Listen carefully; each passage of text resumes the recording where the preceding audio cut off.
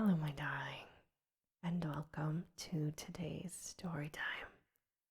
If you like what you hear, please make sure to like, comment, and subscribe. Today we start Frankenstein by Mary Wollstonecraft Shelley. And now, on with our story time. Letter 1 to Mrs. Saville, England, St. Petersburg, December 11th. You will rejoice to hear that no disaster has accompanied the commencement of an enterprise which you have regarded with such evil forebodings. I arrived here yesterday, and my first task is to assure my dear sister of my welfare and increasing confidence in the success of my undertaking. I am already far north of London, and as I walk in the streets of Petersburg, I feel a cold northern breeze play upon my cheeks, which braces my nerves and fills me with delight. Do you understand this feeling? This breeze, which has traveled from the regions towards which I am advancing, gives me a foretaste of those icy climes. Inspirited by this wind of promise, my daydreams become more fervent and vivid. I try in vain to be persuaded that the pole is the seat of frost and desolation. It ever presents itself to my imagination as the region of beauty and delight. There, Margaret, the sun is forever visible, its broad disk just skirting the horizon and diffusing a perpetual splendor. There, for with your leave, my sister, I will put some trust in preceding navigators. There snow and frost are banished, and sailing over a calm sea, we may be wafted to a land surpassing in wonders and in beauty every region hitherto discovered on the habitable globe. Its productions and features may be without example, as the phenomena of the heavenly bodies undoubtedly are in those undiscovered solitudes. What may not be expected in a country of eternal light? I may there discover the wondrous power which attracts the needle and may regulate 1,000 celestial observations that require only this voyage to render their seeming strangeness consistent forever. I shall satiate my ardent curiosity with the sight of a part of the world never before visited, and may tread a land never before imprinted by the foot of man. These are my enticements, and they are sufficient to conquer all fear of danger or death, and to induce me to commence this laborious voyage with the joy a child feels when he embarks in a little boat with his holiday mates on an expedition of discovery up his native river. But supposing all these conjectures to be false, you cannot contest the benefit which I shall confer on all mankind to the last generation by discovering a passage near the pole to those countries, to reach which at present so many months are requisite, or by ascertaining the secret of the magnet, which, if at all possible, can only be effected by an undertaking such as mine. These reflections have dispelled the agitation with which I began my letter, and I feel my heart grow with an enthusiasm which elevates me to heaven, for nothing contributes so much to tranquilize the mind as a steady purpose, a point on which the soul may fix its intellectual eye. This expedition has been the favorite dream of my early years. I have read with ardor the accounts of the various voyages which have been made in the prospect of arriving at the North Pacific Ocean through the seas which surround the pole. You may remember that a history of all of the voyages made for purposes of discovery compose the whole of our good Uncle Thomas's library. My education was neglected, yet I was passionately fond of reading. These volumes were my study day and night, and my familiarity with them increased that regret which I had felt as a child on learning that my father's dying injunction had forbidden my uncle to allow me to embark on a seafaring life. These visions faded when I perused, for the first time, those poets whose effusions entranced my soul and lifted it to heaven. I also became a poet, and for 1 year lived in a paradise of my own creation. I imagined that I might obtain a niche in the temple where the names of Homer and Shakespeare are consecrated. You are well acquainted with my failure and how heavily I bore the disappointment. But just at that time, I inherited the fortune of my cousin, and my thoughts were turned into the channel of their earlier bent. 6 years have passed since I resolved on my present undertaking. I can, even now, remember the hour from which I dedicated myself to this great enterprise. I commenced by inuring my body to hardship. I accompanied the whale fishers on several expeditions to the North Sea. I voluntarily endured cold, famine, thirst, and want of sleep. I often worked harder than the common sailors during the day, and devoted my nights to the study of mathematics, the theory of medicine, and those branches of physical science from which a naval adventurer might derive the greatest practical advantage. Twice, I actually hired myself as an undermate in a Greenland whaler, and acquitted myself to admiration. I must own, I felt a little proud when my captain offered me the second dignity in the vessel, and entreated me to remain with the greatest earnestness. So valuable did he consider my services. And now, dear Margaret, do I not deserve to accomplish some great purpose? My life might have passed in ease and luxury, but I preferred glory to every enticement that wealth placed in my path. Oh, that some encouraging voice would answer in the affirmative. My courage and resolution is firm, but my hopes fluctuate, and my spirits are often depressed. I am about to proceed on a long and difficult voyage, the emergencies of which will demand all of my fortitude. I'm required not only to raise the spirits of others, but sometimes to sustain my own when theirs are failing. This is the most favorable period for traveling in Russia. They fly quickly over the snow in their sledges. The motion is pleasant and, in my opinion, far more agreeable than that of an English stagecoach. The cold is not excessive if you are wrapped in furs, a dress which I have already adopted, for there is a great difference between walking the deck and remaining seated motionless for hours, when no exercise prevents the blood from actually freezing in your veins. I have no ambition to lose my life on the post road between St. Petersburg and Archangel. I shall depart for the later town in a fortnight or 3 weeks, and my intention is to hire a ship there, which can easily be done by paying the insurance for the owner, and to engage as many sailors as I think necessary among those who are accustomed to the whale fishing. I do not intend to sail until the month of June. And when shall I return? Ah, dear sister, how can I answer this question? If I succeed, many, many months, perhaps years, will pass before you and I may meet.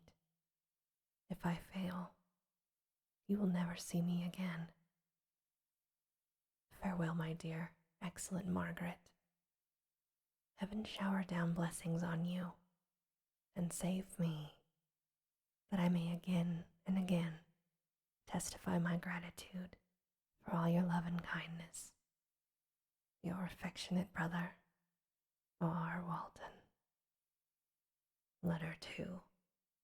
To Mrs. Saville, England, Archangel, 28th March. How slowly time passes here, encompassed as I am by frost and snow. Yet a second step is taken towards my enterprise. I have hired a vessel and am occupied in collecting my sailors. Those whom I have already engaged appear to be men on whom I can depend, and are certainly possessed of dauntless courage. But I have one want, which I have never yet been able to satisfy, and the absence of the object of which I now feel is as most severe evil.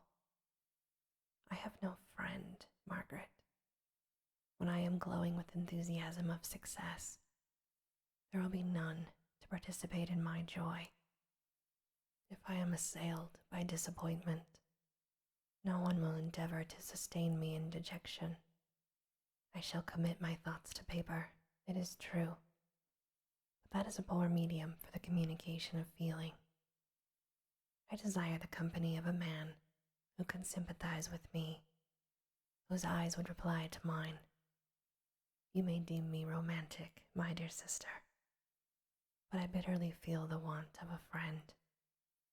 I have no one near me, gentle yet courageous, possessed of a cultivated as well as of a capacious mind, whose tastes are like my own, to approve or amend my plans. How would such a friend repair the faults of your poor brother? I am too ardent in execution and too impatient of difficulties. But it is a still greater evil to me that I am self-educated. For the first 14 years of my life, I ran wild on a common and read nothing but our Uncle Thomas's book of voyages. At that age I became acquainted with the celebrated poets of our own country, but it was only when it had ceased to be in my power to derive its most important benefits from such a conviction that I perceived the necessity of becoming acquainted with more languages than that of my native country. Now I am 28, and am in reality more illiterate than many schoolboys of 15. It is true that I have thought more, and that my daydreams are more extended and magnificent, but they want, as the painters call it, keeping. And I greatly need a friend who would have sense enough not to despise me as romantic, and affection enough for me to endeavor to regulate my mind. Well, these are useless complaints. I shall certainly find no friend on the wide ocean, nor even here in Archangel, among merchants and seamen. Yet some feelings, unallied to the dross of human nature, beat even in these rugged bosoms. My lieutenant, for instance, is a man of wonderful courage and enterprise. He is madly desirous of glory, or rather, to word my phrase more characteristically, of advancement in his profession. He is an Englishman, and in the midst of national and professional prejudices, unsoftened by cultivation, retains some of the noblest endowments of humanity. I first became acquainted with him on board of a whale vessel. Finding that he was unemployed in this city, I easily engaged him to assist in my enterprise. The master is a person of an excellent disposition, and is remarkable in the ship for his gentleness and the mildness of his discipline. This circumstance, added to his well-known integrity and dauntless courage, made me very desirous to engage him. A youth passed in solitude, my best years spent under your gentle and feminine fosterage, has so refined the groundwork of my character that I cannot overcome an intense distaste to to the usual brutality exercised on board ships.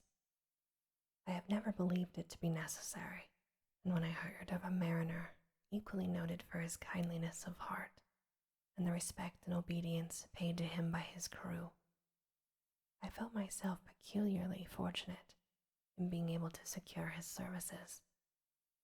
I heard of him first in rather a romantic manner, from a lady who owes to him the happiness of her life. This, briefly, is his story.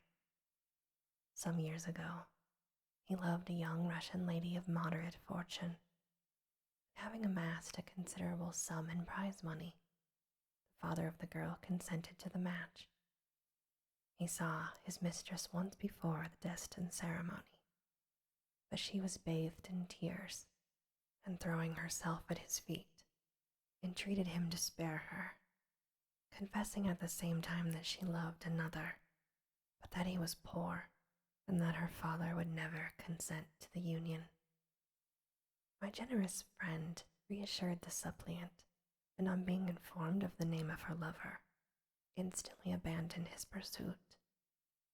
He had already bought a farm with his money, on which he had designed to pass the remainder of his life, but he bestowed the whole on his rival, together with the remains of his prize money to purchase stock, and then himself solicited the young woman's father to consent to her marriage of her lover.